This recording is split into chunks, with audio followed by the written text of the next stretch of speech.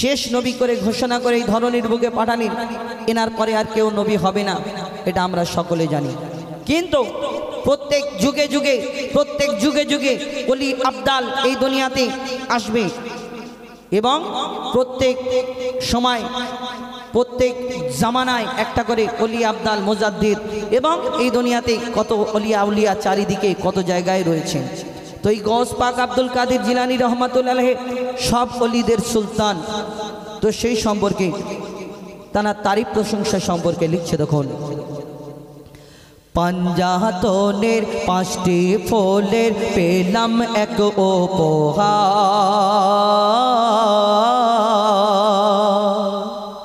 পাঞ্জাতনের 5টি ফুলের পেলাম এক উপহার, সে নূরের দোলায় দোলে দেখো ঘরে মা ফাতেমার, সে নূরের দোলায় দোলে দেখো ঘরে মা ফাতেমার, সে সর্বযুগের শ্রেষ্ঠ ওলি গৌসুল আজম নাম তার, সে সর্বযুগের শ্রেষ্ঠ ওলি গৌসুল আজম নাম তার, তার চরণ দুটি ধুয়ে দেব চোখের জলে আমার, আমার গৌস ওলি আল্লাহ কি শান দিল মওলা, আমার গৌস ওলি আল্লাহ কি শান দিল মওলা।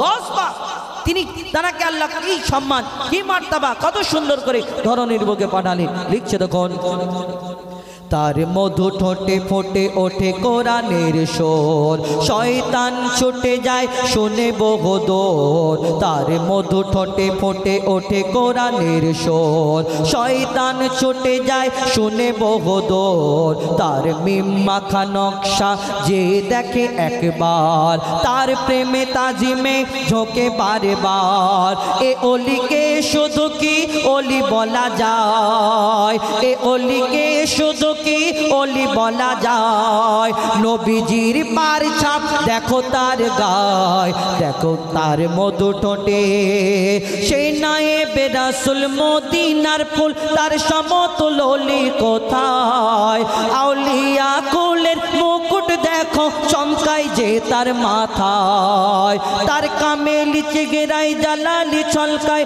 তার কামেলি চেহারায় জালালি ছলকায়, হাতে কারামাতের চাবি, সেই নামে শুধু ওলি হয়েছে ছিল নবীদের গুণ, সে নামে শুধু ওলি হয়েছে ছিল নবীদের গুণ সবে, তাকে ওলি বলি না নূরের কলি, তাকে ওলি বলি না নূরের কলি, মওলা আলী মুর্তজার, তাকে ওলি বলি না নূরের কলি, মওলা আলী মুর্তজার, তার আশার আগে আসার পরে এমন ওলি ছিল না আর, আমার গৌস ওলি আল্লাহ কি শান দিল মওলা, আমার গৌস ওলি আল্লাহ কি শান দিল মওলা।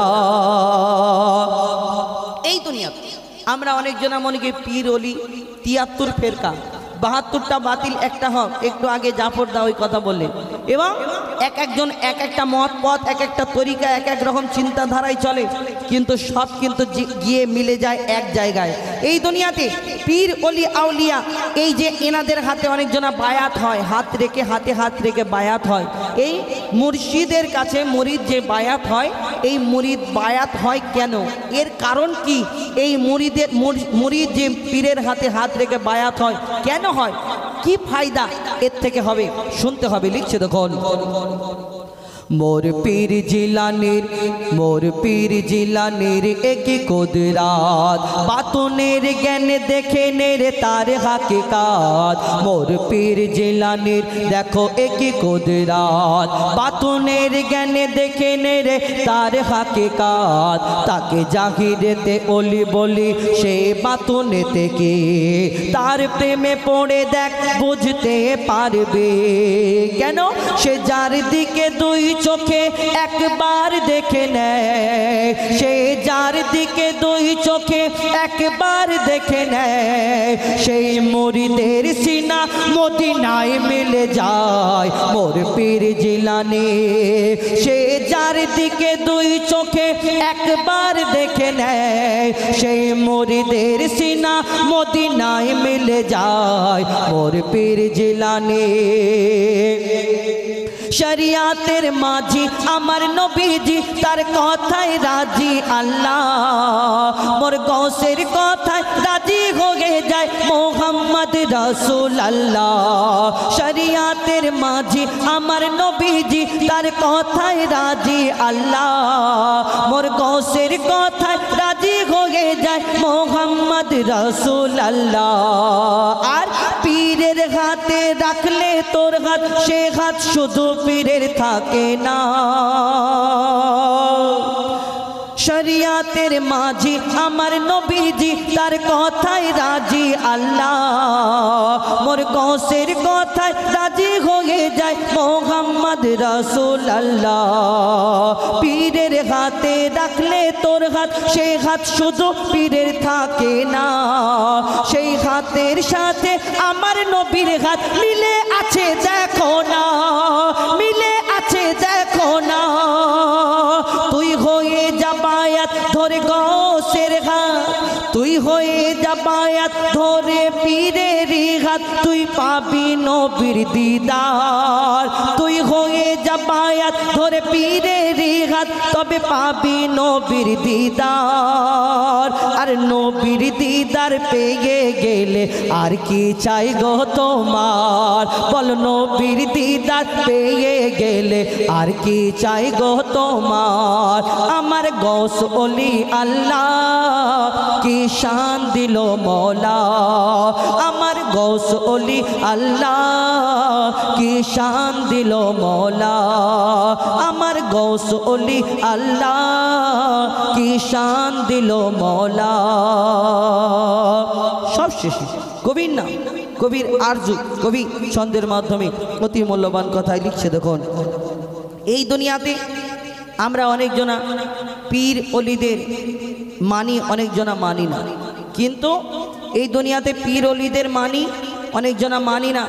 কিন্তু আমরা অনেকজনা এইরকম কথা বলি যে পীর অলি এনারা তো দুনিয়াতে আরই নেই, কিন্তু এনাদেরকে আমরা যারা পীর অলিকে বিশ্বাস করি, এনারা সবাই এটাই মানে যে পীর অলিরা এই দুনিয়া থেকে বিদায় নেওয়ার পরে, যখন এই দুনিয়া থেকে বিদায় নেয়, তানাদের কাছে আমরা জিয়ারত করতে যাই, মাজারে জিয়ারত করতে আসে। এই দুনিয়াতে পীর অলিদের আর তানারা তো দুনিয়া থেকে গুজরে গেছে। তাহলে কিন্তু আমরা অনেক মানুষ জানি যে ইবলিশ শয়তান আমাদের ধোঁকা দেয়। এই আল্লাহর দুশ্মন, আল্লাহর শত্রু, আর আল্লাহর অলি হলো আল্লাহর দোস্ত, আল্লাহর বন্ধু। তাহলে ইবলিশ শয়তান ধোঁকা দেয়, একে ক্ষমতা দিয়েছে, ক্ষমতা দিতে পারে, তাহলে আল্লাহর অলিদের নাকি বোঝাতে পারলাম?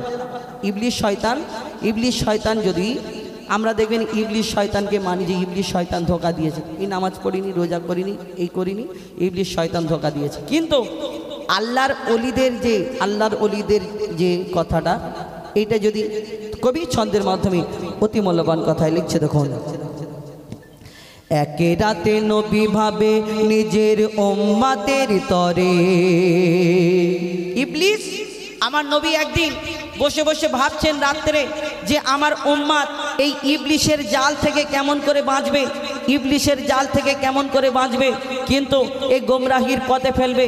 আর ইবলিশ তখন সেই সময় কি ঘটনা ঘটে যে আল্লাহ রসুল চিন্তা করে যে আমার উম্মাদদের জন্য এই দুনিয়াতে যে ইবলিশকে আল্লাহ এত ক্ষমতা দিয়েছে, ইবলিশ সবাইকে গোমরাহির পথেতে ঠেলে দেবে। তখন আল্লাহ রসুল চিন্তা করে, আর আল্লাহর তরফ থেকে সেই সময় কি ওহী আসে আমার আল্লাহ রসুলের কাছে। সেই দিন আমার নবী পাকের কাছে আল্লাহ পাক রব্বুল আলামিন কি সুসংবাদ জানায়, সেই সম্পর্কে লিখছে। দেখুন, একে রাতে নবী ভাবে নিজের উম্মতের তরে, ইবলিশ থেকে উম্মত বাঁচবে কি করে, দিল খোদা এত ক্ষমতা ইবলিশের হাতে, মোর উম্মতদের নিয়ে যেতে পারে গোমরাহির পথে। সাথে সাথে ওকে দিয়ে খোদা দেয় সংবাদ, সাথে সাথে ওকে দিয়ে খোদা দেয় উম্মত বন্ধু তুমি চিন্তা করো না বেঁচে যাবে তোমার উম্মত একই রাতে তখন আল্লাহ কি বলে কবি ছন্দের মাধ্যমে লিখছে তখন ইবলিসকে আমি ক্ষমতা দিয়েছি মানুষকে হালে কানে করার ইবলিসের হাত থেকে রক্ষা করতে আমি দেব তাদের উপহার আমি পীর মুর্শিদ ওলি আবদাল পাঠিয়ে দেব যুগে যুগে তাদের সরদার ধরাই যাবে আব্দুল কাদের রূপে আর এক পাল্লায় ওলি আল্লাহ এক পাল্লায় ইবলিস শয়তান যারা ওলিদেরকে মেনে নেবে বেছে নেবে তারা আল্লাহর ওলির দিকে যাবে আর যারা না বাঁধবে কবি লিখছে দেখুন এক পাল্লায় ওলি আল্লাহ এক পাল্লায় ইবলিস শয়তান যারা ওলি আল্লাহর দিকে ঝুঁকে যাবে তারা বাঁচিয়ে নেবে ঈমান যারা আল্লাহর ওলির দিকে ঝুঁকে যাবে তারা বাঁচিয়ে নেবে ঈমান আজ ইবলিসের ক্ষমতা স্বীকার করে ইবলিসের ক্ষমতা স্বীকার করে ওলিদের ক্ষমতা করে না স্বীকার আর কোন দলের মানুষ তারা তোমরা করো বিচার আমার গৌস ওলি আল্লাহ কি শান দিল মওলা আমার গৌস ওলি আল্লাহ কি শান দিল মওলা আমার গৌস ওলি আল্লাহ কি শান দিল মওলা এবার সেই আমি কাগজের ঘড়ি আমাদের হুজুর সেই গজল ফরমাইশ করেছেন তো সেই গজলটা আমি পরিবেশ আমি একটা জিনিস ফলো করছি এই গজলের মাঝখান থেকে গজল যখন চলছে গজল চলাকালীন কিছু কিছু আমার মায়েরা ওটাওটি করছে এই জিনিসটাকে একটু বন্ধ করতে হবে ওই মাইক্রোফোনটা দাও একটু এই জিনিসটা বন্ধ করতে হবে যখন গজল একটা শুরু হবে কেউ উঠবেন না গজলটা শেষ হলে আপনারা ওঠেন অসুবিধা নেই তবে গজলের মাঝখানে উঠলে একটা মেয়েদের উদ্দেশ্যে বলা হচ্ছে তোমরা এত চেঁচামেচি করছো কেন চুপচাপ মেরে কি গজল শোনা যাচ্ছে না নাকি এত আওয়াজ হচ্ছে কেন মেয়েদের দিকে চুপচাপ মেরে বসো গজল শোনো আর না হলে ঘরে চলো হ্যাঁ আমি অনুরোধ করছি আমার মায়েদের জন্য এখানে যেভাবে বসে আছেন বসবেন যদি বাইরে যাবার প্রয়োজন হয় গজলটা শেষ হোক গজলটা শেষ হবে তারপর আপনারা উঠে যাবেন দু একজন অসুবিধা নেই কোনো শিল্পী যখন গজল গাইবে গজলের মাঝখানে উঠবেন না কেননা আপনি শুনছেন না আপনার পাশের জন্য হয়তো গজলটা শুনছে আপনার জন্য তারও ব্যাঘাত ঘটবে অর্থাৎ গজলের মাঝখানে কেউ উঠবেন না আমি হাত জোর করে অনুরোধ করছি একটা গজল শেষ হলে আপনারা উঠবেন চলেন আপেলের ঘটনা এই ঘটনা থেকে আমার মায়েদের জন্য শিক্ষা বাপ মা কেমন হলে সন্তান ভালো হবে এখানে আমার অনেক মায়েরা আছেন যাদের গর্ভে থেকে কিছু কিছু ছেলে হয় যারা ডাক্তার মাস্টার কিছু ছেলে হয় যারা হাফেজ কারি মাওলানা আলিম উলামা হয় আবার কিছু মায়ের গর্ভে থেকে সন্তান হয় গুন্ডা আর মুস্তান তাহলে একই মায়ের গর্ভে এতগুলো সন্তান জন্ম নেয় তাহলে বাপ মা কেমন হলে সন্তান ভালো হবে এই গজল থেকে আমরা শিক্ষা নেব হযরতে বড় পীর আব্দুল কাদের জিলানী রাহমাতুল্লাহ আলাইহি তানার আব্বাজান ছিলেন একজন মস্ত বড় আল্লাহর ওলি তানার আব্বাজান আল্লাহর ওলি বাপও ওলি ছেলে ওলি তাহলে আল্লাহর ওলি বড় পীর আব্দুল কাদের জিলানী রাহমাতুল্লাহ আলাইহি তানার আব্বাজানের চরিত্র কেমন ছিল তানার আখলাক কেমন ছিল হযরতে আবু সালেহ মুসা জাহাঙ্গীর রাহমাতুল্লাহ আলাইহি নাম ছিল তানার তিনি নদীর রাস্তা ধরে হেঁটে হেঁটে যাচ্ছেন যেতে যেতে তিনি দেখছেন নদীর উপর থেকে একটা লাল টুকটুকে আপেল ভেসে যাচ্ছে আল্লাহর ওলি 2-3 দিনের ক্ষুধার্ত ছিল ক্ষুধার যন্ত্রণা সহ্য করতে না পেরে আপেলটাকে তুলে খেয়ে ফেলেছে খাবার পর তার মনে হলো কার গাছের আপেল আমি আবু সালেহ তো জানি না আমি না জেনে খেয়ে ফেলেছি কাল হাশরের মাঠে আল্লাহ যদি আমাকে প্রশ্ন করে আবু সালেহ তুমি তো চোর তুমি লোকের কাছে আপেল খেয়েছো তাকে না বলে খেয়েছো এর জন্য তোমাকে আল্লাহর কাছে জবাব দিতে হবে তোমাকে চোর সাব্যস্ত করা হবে একটা কুড়িয়ে পাওয়া আপেল খাওয়ার জন্য আল্লাহর ওলিকে কতটা বিপদের সম্মুখীন হতে হচ্ছে কতটা পরীক্ষার সম্মুখীন হতে হচ্ছে মনোযোগ দিয়ে শুনবেন তাহলে বুঝতে পারবেন বাপ মা কেমন হলে সন্তান ভালো হবে কবি ছন্দের মাধ্যমে লিখছে দেখুন ওই দেখা যায় সস বয়ে যায় এক আপেল ভেসে যায়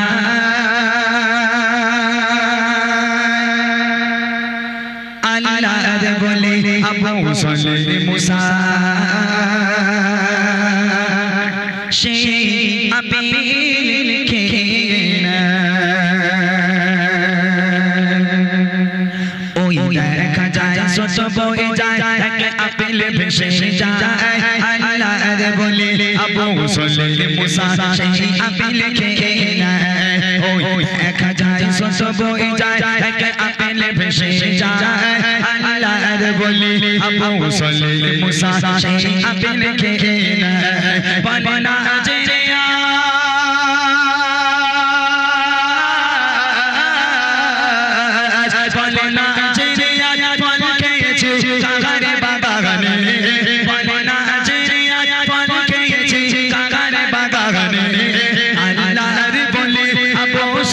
মুসা চাই তাহার সন্ধানে আল্লাহর বলে আবু সলে মুসা চাই তাহার সন্ধানে ওই দেখা যায় শত বয়ে যায় এক আপেল ভেসে যায় আল্লাহর বলে আবু সলে মুসা সেই আপেল খেয়ে নেয়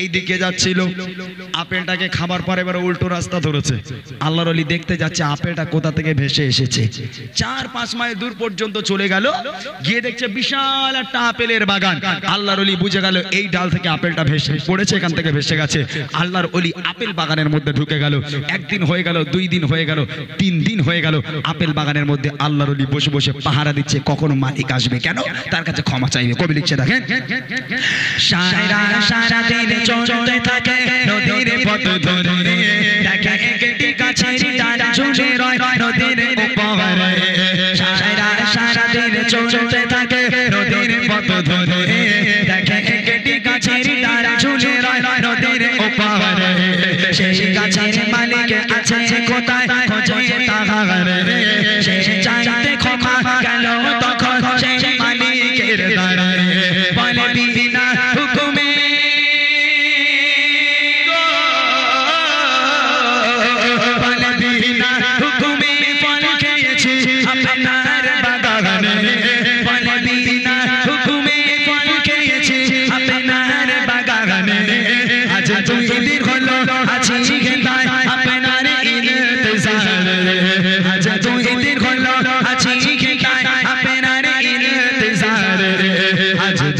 ক্ষমা করে আমায় গো মালিক ভাই ক্ষমা না পেলে কি জবাব দেব ওই আল্লাহর দরগায় ওই দেখা যায় শত বয়ে যায় এক আপেল ভেসে যায় আল্লাহর বলি আবু সলে মুসা সেই আপেল খেয়ে নেয় এক মালিক এলো আল্লাহর ওলি দেখলো একজন মানুষ এসেছে আল্লাহর ওলিকে সালাম দিল আসসালামু আলাইকুম ওয়া রাহমাতুল্লাহ মালিক বলছে ওয়া আলাইকুম আসসালাম তুমি কে বাবা বলে আমি এক যুবক এই নদীর রাস্তা ধরে যাচ্ছিলাম দেখলাম আপনার গাছের একটা আপেল ভেসে ভেসে যাচ্ছে আমি 2-3 দিনের ক্ষুধার্ত ছিলাম যন্ত্রণা সহ্য করতে পারলাম না আপেলটা তুলে খেয়ে ফেললাম আমার মনে হলো আপনার গাছের আপেল আপনাকে না বলে খাওয়া আমার অন্যায় হয়েছে আমার ভুল হয়েছে তাই 4-5 মাইল হেঁটে এলাম আপনার কাছে ক্ষমা চাইতে আপনি কি আমাকে ক্ষমা করে দেবেন তখন আপেল বাগানের মালিক তার চোখ কপালে উঠে গেছে বলে আল্লাহ মানুষ না ফেরেশতা হ্যাঁ এ মানুষ হতে পারে না একটা কুড়িয়ে পাবা আপেল খাবার জন্য যে যুবক 4-5 মাইল হেঁটে মালিকের কাছে ক্ষমা চাইতে যায় 4 দ্বিগুণী কথা নয় নিশ্চয়ই আল্লাহর কোনো মাহবুব হবে আল্লাহর কোনো ওলি বান্দা হবে যে সে ছেলে নয় একে একটু পরীক্ষা করতে হবে তখন আপেল বাগানের মালিক একটু পরীক্ষা করার জন্য আল্লাহর ওলির সঙ্গে কি ব্যবহারটা করছে দেখেন কবি লিখছে দেখেন ওই বাগানের মালিক ভাবে তখন নয় শাসানোর ছেলে ইনি আগে আল্লাহ বলে তাই তো ক্ষমা চাইতে এলো ফিরে ওই বাগানের মালিক ভাবে তখন নয় শাসানোর ছেলে ইনি আগে আল্লাহ বলে তাই তো ক্ষমা চাইতে এলো ফিরে বলে করতে পারি ক্ষমা তোমায় যদি দাও কথা মনে এই আপেল বাগানে থাকতে হবে আমারই গোলাম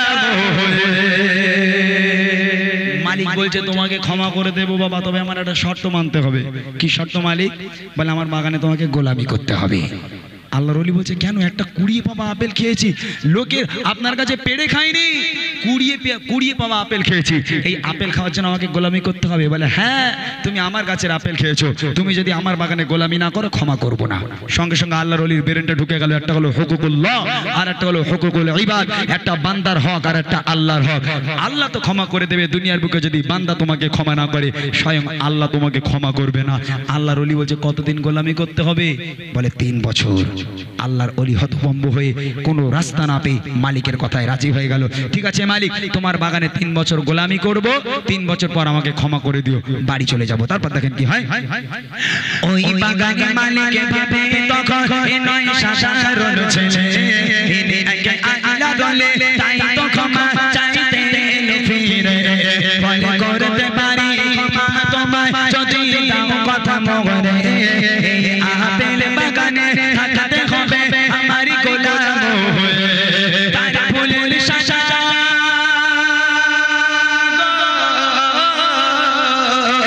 তার ফুলের শাসা মনে করে রাজি হয়ে যায়, তার ফুলের শাসা মনে করে রাজি হয়ে যায়, আপেল বাগানে গোলাম হয়ে জীবন কাটায়, আপেল বাগানে গোলাম হয়ে জীবন কাটায়। ওই দেখা যায় সব বয়ে যায়, আপেল ভেসে যায়, আল্লাহর বলে আবু সালে মুসা সেই আপেল খেয়ে নেয়। 1 বছর হয়ে গেল, 2 বছর হয়ে গেল, 3 বছর হয়ে গেল, গোলামি শেষ। আল্লাহর ঋণে আবার গেল, মালিক ক্ষমা করো, বাড়ি যাবো। তখন মালিক বলছে এই খোকা, তুই ভাবলি কি করে তোরা তো সহজে ক্ষমা করবো? কেন মালিক, আপনি তো বলেছেন 3 বছর গোলামি করলে আপনি আমাকে ক্ষমা করে দেবেন। বিনা স্বার্থে কোনো কথা না বলে 3-3টে বছর গোলামি করেছি মালিক, আপনি আমাকে ক্ষমা করেন, আমি বাড়ি যাব।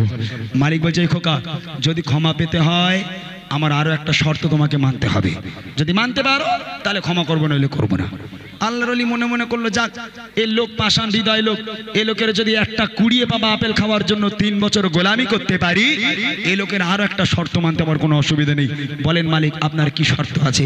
এবার মালিক কত কঠিন শর্ত আল্লাহর ওলিকে দিচ্ছে, দেখেন কবি লিখছে 3 বছর পরে আবার গেল মালিকের দ্বারে, বলে দাও গো ক্ষমা করে আমায় যাবো ঘরে ফিরে। 3 বছর পরে আবার গেল মালিকের দ্বারে, বলে দাও গো ক্ষমা করে আমায় যাবো ঘরে ফিরে। এবার মালিক বলে ক্ষমা আমি দেবো তোমারে, আমার মেয়েকে তোমায় বাবা করতে হবে বিয়ে। মালিক বলছে আমার একটা মেয়ে আছে, তোমার বিয়ে করতে হবে। এখন যে ভাইগুলো আমার গজল শুনছে ওরা মনে করবে এই দেখ বৃন্দাবনপুরে ইমরান ভাইকে নিয়ে এসে কি ভুল কাজ করেছে। কেন বলেন ইমরান ভাই কি গজল বলে, দেখ লোকের কাছে আম চুরি করবো আর মালিক ধরতে পারলে তার মেয়ের সঙ্গে বিয়ে দিয়ে দেবে, এরকম মনে মনে করছে না? ওরে ভাই তা নয়, আল্লাহর ওলিকে মালিক বলছে আমার একটা মেয়ে আছে, তোমার বিয়ে করতে হবে, যদি বিয়ে করো তাহলে ক্ষমা করবো, নইলে করবো না। আল্লাহর ওলি তখন অনেকক্ষণ ভাবনা চিন্তা করে মনে মনে করতে, যাকগে বিয়ে আমার একদিন করতেই হবে, আজ না হয় কাল। একটা কাজ করি, এ লোকের মেয়েরই বিয়ে করি, তাহলে ক্ষমাও পাবো বউও পাবো, দুটোই হবে। তো আল্লাহর ওলি চোখ কান নাক বন্ধ করে রাজি হয়ে গেল। ঠিক আছে মালিক, যদি তোমার মেয়ের সঙ্গে আমাকে বিয়ে দিয়ে তুমি যদি আমাকে ক্ষমা করো, আমি আবু সালে রাজি আছি করতে, বিয়ের ব্যবস্থা করো। তখন মালিক বলছে এই খোকা, আমার মেয়েটার একটু দেখবেন, আমার মেয়েরে কেমন দেখতে। বলে কোনো দেখা দেখি হবে না, ডাইরেক্ট বিয়ে হবে। তোমার মেয়েকে বিয়ে করা মূল লক্ষ্য নয়, ক্ষমা পাওয়া মূল লক্ষ্য। ক্ষমা করো, তোমার মেয়ের সঙ্গে বিয়ে দাও, বাড়ি চলে যাব। মালিক বলছে এই খোকা, মেয়ের বর্ণনা যদি শোনায় আমার তেড়ে দৌড়বে না তো? বলে কেন? বলে আমার মেয়েকে কেমন দেখতে আগে শোনো। মেয়েকে কেমন দেখতে কবি লিখছে দেখেন 3 বছর পরে আবার গেল মালিকের দ্বারে, বলে দাও গো ক্ষমা করে আমায় যাবো ঘরে ফিরে। এবার মালিক বলে ক্ষমা আমি দেবো তোমারে, আমার মেয়েকে তোমায় বাবা করতে হবে বিয়ে।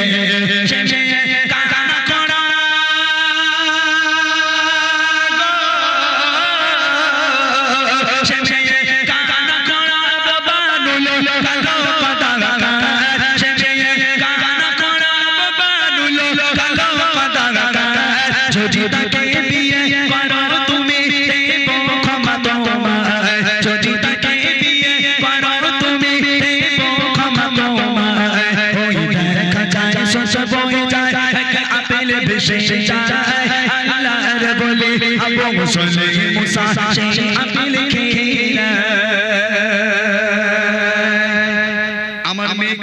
পিচের মতো, আমার মেয়ে অন্ধ, আমার মেয়ে খোঁড়া, আমার মেয়ে বোবা, আমার মেয়ে নুলো, এতটা গুণ আছে আমার মেয়ের মধ্যে, এই মেয়েটার বিয়ে করতে হবে। এখানে আমার সব মায়েরা আছেন, ওমা আপনারাই বলেন যে মেয়ে কালো পিচের মতো, যে মেয়ে অন্ধ কানা খোঁড়া বোবা নুলো, এই মেয়েটা সংসারের কোন কাজে আসবে মা? সংসারের কোনো কাজে আসবে এই মেয়েটা? আল্লাহর ওলিকে যখন বলা হলো আমার এই মেয়েকে তোমার বিয়ে করতে হবে, আহা আল্লাহর ওলি হতভম্ব হয়ে গেল, একেবারে মুখ বন্ধ হয়ে গেল, যেন হতাশ মতো হয়ে গেল, আল্লাহর ভয়ে ভীত হয়ে কোনো রাস্তা রইল না। এখন এই মেয়েকে যদি বিয়ে না করে মালিক ক্ষমা করবে না, মালিক ক্ষমা না করে আল্লাহ করবে না। এখন আল্লাহর ওলি চোখ কান নাক বন্ধ করে বলছে, ঠিক আছে মালিক, যদি তোমার ওই মেয়ের সঙ্গে আমাকে বিয়ে দিয়ে তুমি যদি আমাকে ক্ষমা করো, আমি আবু সালে তোমার মেয়েকে বিয়ে করতে রাজি আছি, চলো বিয়ের ব্যবস্থা করো।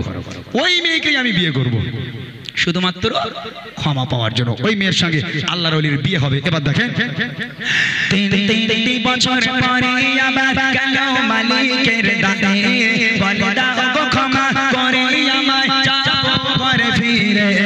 এবার মালিক বলে ক্ষমা আমি দেব তোমারে, আমার মেয়েকে তোমায় বাবা করতে হবে বিয়ে।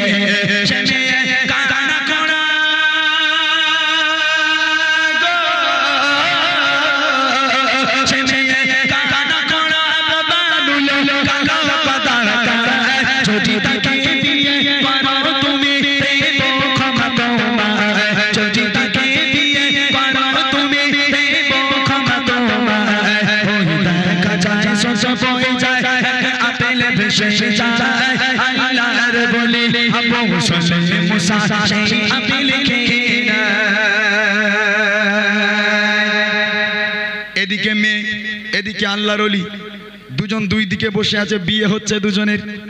মেয়ে ঘোমটা দিয়ে মাথা হ্যাট করে বসে আছে, আল্লাহর ওলিও মাথাটাকে হ্যাট করে বসে আছে, কেউ কাউকে দেখলো না। মেয়েও মাথা হ্যাট করে ঘোমটা দিয়ে বসে, আল্লাহর ওলিও মাথা হ্যাট করে বসে। এ তরফে কবুল, এ তরফে কবুল, দুই হাত এক হয়ে গেল, বিয়ে সুসম্পন্ন হয়ে গেল। এবার প্রথম রাত, বাসর রাত, সুন্নতি রাত। স্ত্রী আছেন ঘরের মধ্যে, আল্লাহর ওলি আছেন বাইরে। আল্লাহর ওলি স্ত্রীর কাছে যাবেন, ঘরের মধ্যে যাবেন, দরজা নক করলো, দরজাটা খুলে গেল।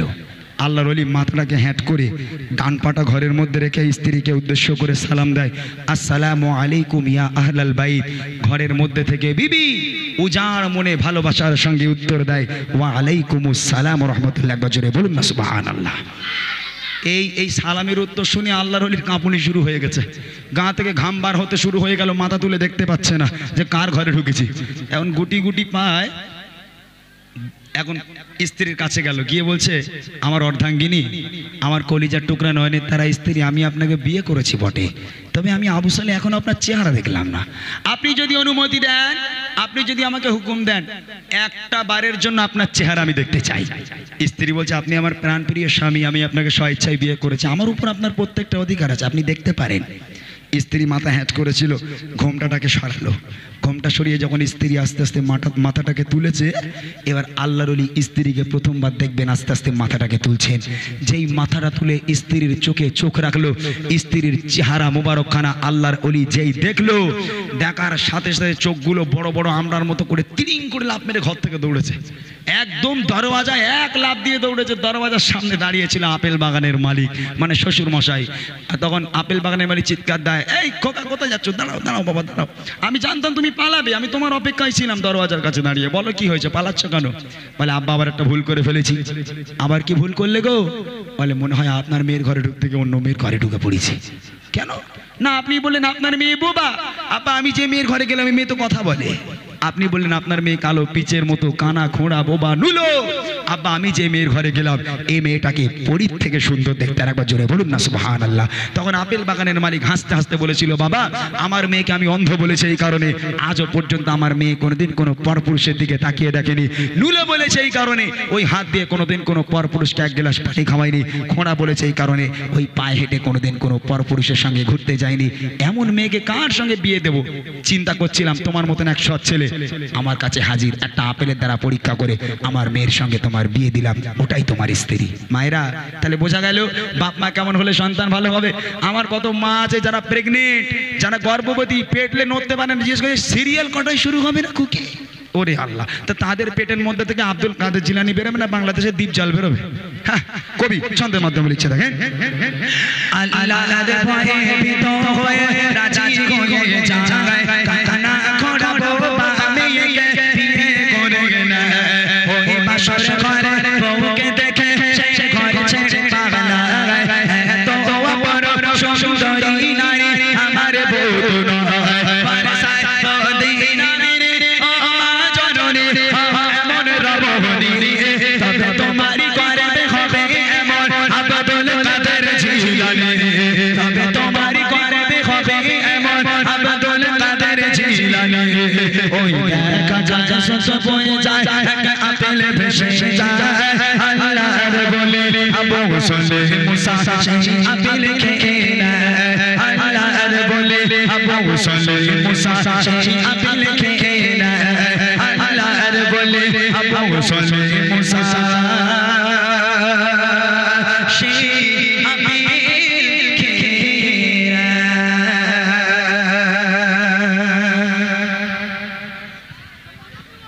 জয়নাল খাঁ 30 টাকা আর শেখবা মল্লিক 20 টাকা। ইব্রাহিম ভাই এই গজলে সন্তুষ্ট হয়ে 50 টাকা দুজন মিলে উপহার দিলেন। এবারে আপনাদের সামনে গজল পরিবেশন করতে আসবেন আরাবুল ইসলাম। আরাবুল ইসলাম ভাই, তুমি চলে আসো আমাদের ডান্সের উপরে। সব মেয়েদের বলছি তোমরা বসো।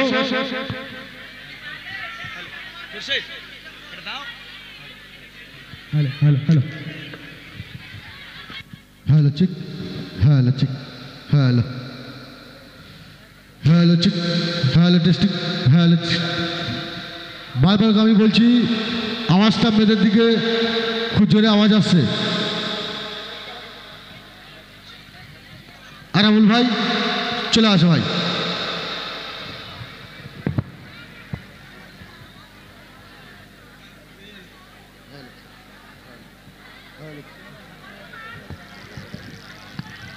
Hello chick hello hello chick hello hello hello chick hello hello chick hello hello chick hello hello chick hello hello chick hello hello hello chick hello hello ওই যে একটু ভারী হয়ে আছে ওটা একটু কাটো ভারী। সর্বপ্রথমে জানাই সেই মহান আল্লাহ পাকের দরবারে কোটি কোটি শুকরিয়া। তারপরে পরে জানাই বিশ্ব নবী পাক সাল্লাল্লাহু আলাইহি ওয়াসাল্লাম, যে নবীকে সৃষ্টি না করলে আল্লাহ পাক আসমান জমিন পাহাড় পর্বত কিছু সৃষ্টি করতেন না।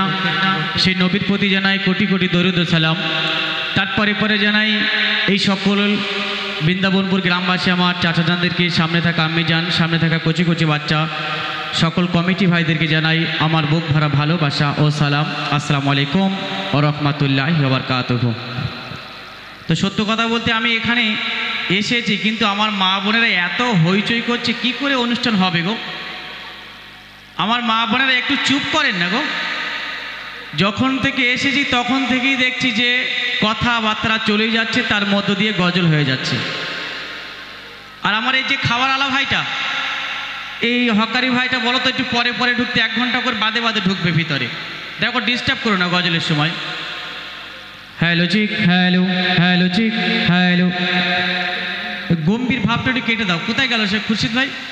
Hello chick hello hello chick hello hello hello chick hello. তো যাই হোক, বাচ্চারা সব ভালো আছে তো? মাশাআল্লাহ। তো এবারে আমি যে গজলটুকু পরিবেশন করব ছোট্ট করে, পবিত্র নাতে রসুল। তারপরে আজকে আগামীকাল রক্তদান শিবির অনুষ্ঠান হয়েছে, তাই তো? রক্তদান নিয়ে একটা গজল পরিবেশন করব, এবং জানুয়ারি মাস নিয়ে বিভিন্ন ধরনের নতুন নতুন কালাম আমি এখানে এসেছি পরিবেশন করে শোনাবো। সবাই মন দিয়ে শুনবেন। তো সর্বপ্রথমে ছোট্ট করে একটি কালাম কবি ছন্দের মাধ্যমে লিখছে, দেখুন।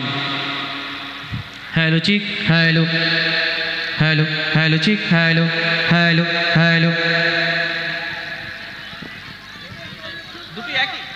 Hello hello chick hello. আমার আম্মি জানেরা চুপ করবেন নাকি? একটু থামবেন সব। সেই যখন থেকে অনুষ্ঠান শুরু হয়েছে তখন থেকে দেখছি হইচই। হ্যালো চিক আর কথা বলার সময় প্লেন রাখবে একদম। হ্যাঁ ভাই, নবী আমার জান, নবী মরে প্রাণ, নবী আমার জান, নবী মরে প্রাণ, তাই তো আমি করি নবীর গুণগান, তাই তো আমি করি নবীর গুণগান। তারপরে কবি ছন্দের মাধ্যমে লিখছে দেখুন, ওই আরশ থেকে খবর এলো মক্কা মদিনায়, ওই আরশ থেকে খবর এলো মক্কা মদিনায়, আজ নূরের পুতুল তৈয়ারি রাসূল এলো দুনিয়ায়, আজ নূরের পুতুল তৈয়ারি রাসূল এলো দুনিয়ায়, যার মুখের হাসি বিশ্ববাসীর মন কেড়ে নেয়, যার মুখের হাসি বিশ্ববাসীর মন কেড়ে নেয়, যার নামে দোয়া করলে খোদা কবুল করে নেয়, যার নামে দোয়া করলে খোদা কবুল করে নেয়। আল্লাহ পাক কথা বলার সময় ভাই প্লেন রাখবে, কথা বলার সময় কোনো ইকো থাকবে না, বুঝতে পেরেছো? হ্যালো, কথা বলার সময় পেলে না, যখন শুরু করব তখন আবার ইকো দিয়ে দেবে। হ্যালো ঠিক, হ্যালো। আল্লাহ পাক আমার আপনার রসুলকে কেমন মর্যাদা, কেমন মার্তাবা দিয়েছে, সেই উদ্দেশ্য করে কবি লিখছে দেখুন, ওই আকাশে বাতাস পাহাড় নদী আর সাগরের ঢেউ, ওই আকাশে বাতাস পাহাড় নদী আর সাগরের ঢেউ, বলে মোহাম্মদের মতো নবী আর হবে না কেউ, বলে মোহাম্মদের মতো নবী আর হবে না কেউ। এই জমিন বলে মাটি যখন নবীর ছোঁয়া পায়, এই জমিন বলে মাটি যখন নবীর ছোঁয়া পায়, যতই না পাক থাকে না মাটি পাক হয়ে যায়, যতই না পাক থাকে না মাটি পাক হয়ে যায়, যার ছোঁয়া পেলে শুকনো ডালে ফুল ভরে যায়, যার ছোঁয়া পেলে শুকনো ডালে ফুল ভরে যায়, যার পাশলে ভালো জান্নাতের দরজা খুলে যায়, যার পাশলে ভালো জান্নাতের দরজা খুলে যায়। একদিন রসুল তিনি তার আয়েশা রাদিয়াল্লাহু তাআলা আনহার ঘরে বিছানায় শুয়ে আছে, সেই সময় আসমানে পূর্ণিমার চাঁদ দেখা যাচ্ছে। আল্লাহ রসুলের আয়েশা একবার পূর্ণিমার চাঁদের দিকে তাকায়, একবার আমার আপনার রসুলের মুখের দিকে তাকায়। আল্লাহ রসুল বলছে, আমার আয়েশা পূর্ণিমার চাঁদের দিকে তাকে তুমি কি দেখতে পাও, আর আমার দিকে তাকে তুমি কি দেখতে পাও। শেষ কথায় আল্লাহ রসুলের আয়েশা উত্তর দিচ্ছে দেখুন, একদিন বিছানাতে শুয়েছিল নবী দয়াময়, একদিন বিছানাতে শুয়েছিল নবী দয়াময়, মা আয়েশা নবীর দিকে আর চাঁদের দিকে তাকায়, মা আয়েশা নবীর দিকে আর চাঁদের দিকে তাকায়। তখন নবী বলে, এমন করে কি দেখো বারে বারে, আয়েশা বলে, দেখছি আমি চাঁদের তোমার, আয়েশা বলে, দেখছি আমি চাঁদের তোমার, ওই চাঁদের গায়ে দাগ দেখি। আল্লাহ রসুল আয়েশা বলছে, ওই চাঁদের গায়ে দাগ দেখি তোমার গায়ে নাই, ওই চাঁদের গায়ে দাগ দেখি তোমার গায়ে নাই, চাঁদের থেকে ভালো আমার নবী দয়াময়,